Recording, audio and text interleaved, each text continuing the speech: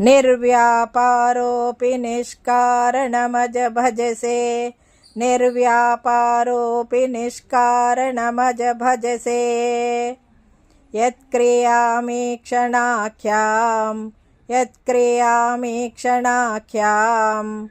तेनैवोदेति लीना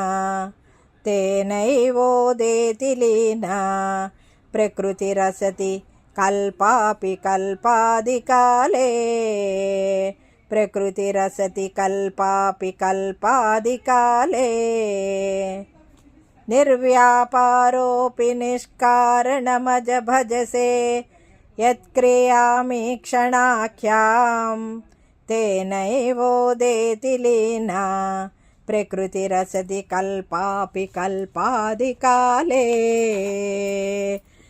तस्मात् संशुद्धमंसं कमपि तमतिरोधायकं सत्वरूपं तस्याः संशुद्धमंसं कमपि तमतिरोधायकं सत्वरूपं सत्वं धृत्वा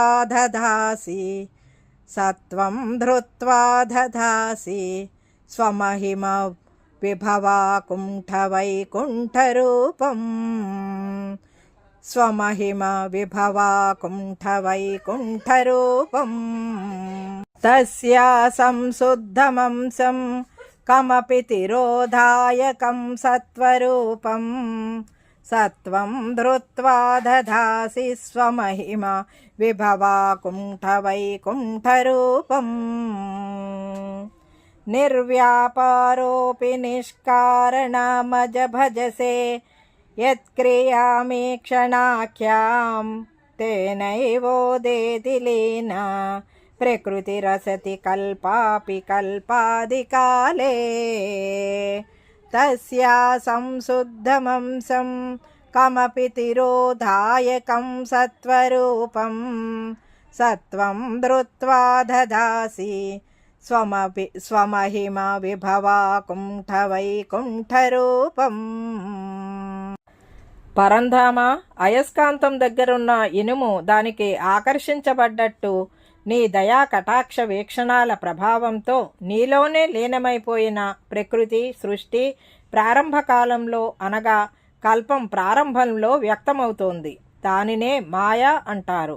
ఆ మాయకి సంబంధించిన ఆచరణరహితమైన పరిశుద్ధమైన అంశనే సత్వం అంటారు. స్వామి, నీవు ఎలాంటి కర్మల్ని ఆచరించాల్సిన అవసరం లేదు. ఎందుకంటే నీవు ప్రకృతికి అతీతుడివి.